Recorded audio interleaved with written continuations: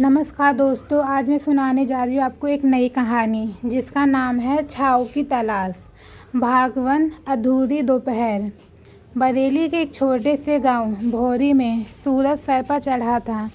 गर्मी की तपिश से ज़मीन धड़क रही थी, लेकिन खेतों में काम कर रही रूपा को इससे कोई फ़र्क नहीं पड़ रहा था।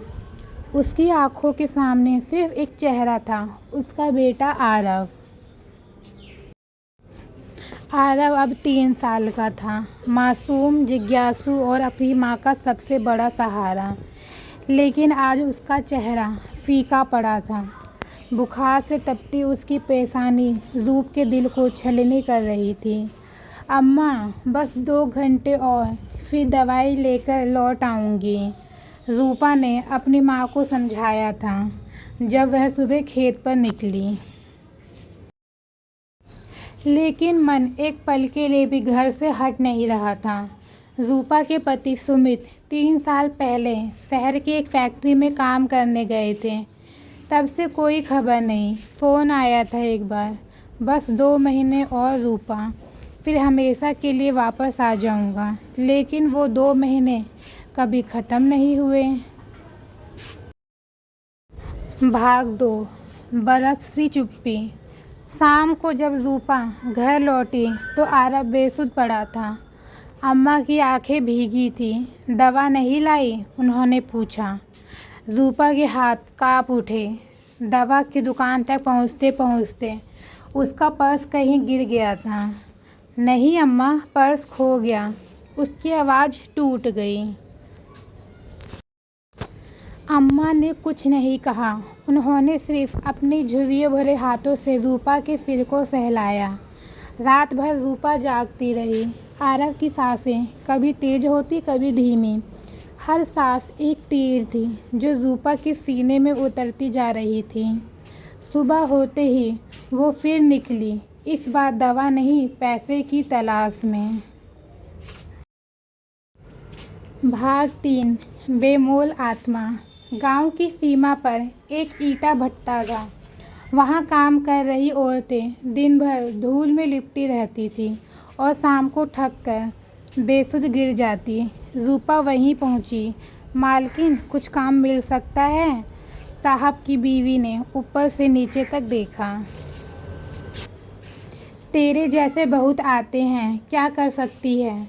जो कहे, बस 1 दिन का पैसा चाहिए। उसने काम दिला दिया, ईंट उठाने का। दिन भर की मेहनत के बदले सिर्फ 150 रुपये। शाम को रूपा दौड़ते हुए दवा लेकर लौटी, लेकिन अब देर हो चुकी थी। आरव की आंखें खुली थी, पर उनमें कोई चमक नहीं थी। डॉक्टर ने कहा, बुखार ने असर कर दिया है। समय पर इलाज होता तो। रूपा वहीं बैठ गई, बेटे को सीने से लगाए। उसकी आंखें सूख चुकी थीं।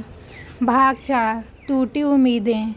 अगले कुछ दिनों तक गांव वालों ने खाना पहुंचाया, सांत्वना दी, लेकिन माँ बेटे की दुनिया वैसे भी छोटी थी। अब तो जैसे सब खत्म हो गया था। एक दिन अचानक एक चिट्ठी आई। लिखा था, मैं सुमित हूँ, अब लौट रहा हूँ। 1 हफ्ते में तुम्हारे पास। माफ़ करना, वक्त ने बहुत दूर कर दिया था। रूपा को समझ नहीं आया, रोए या हंसे। जब सुमित आया, उसने घर के बाहर खड़ा एक नया आदमी देखा। एक पिता जो अब बच्चों के लिए नहीं, पत्नी की आंखों से माफ़ी मांग रहा था। मैं देर कर गया रूपा ने सिर्फ इतना कहा। आरव अब भी कभी कभी तुम्हें आवाज़ देता है सपने में। भाग 5, फिर भी चलना होगा। वक्त धीरे धीरे बीतने लगा।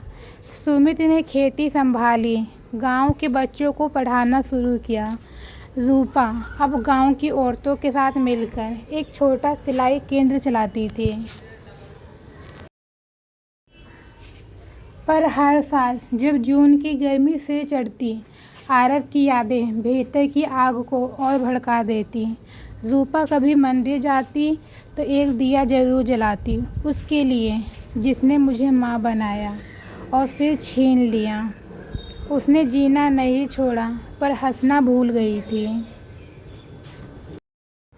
भाग 6 आशा की बूंद। एक दिन गांव में एक एनजीओ आया जो अनाथ बच्चों के लिए स्कूल खोलना चाहता था। रूपा उनके पास गई। मुझे वहाँ पढ़ाना है, आप शिक्षित हैं? उन्होंने पूछा।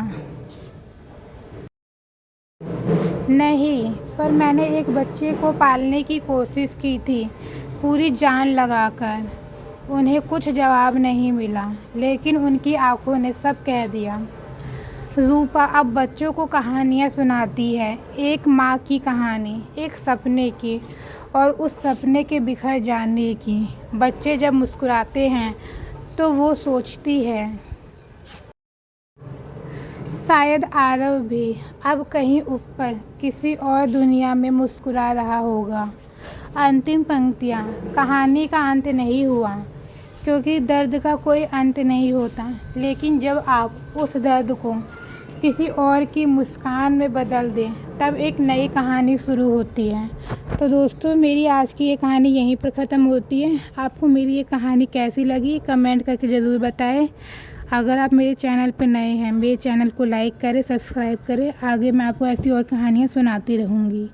धन्यवाद।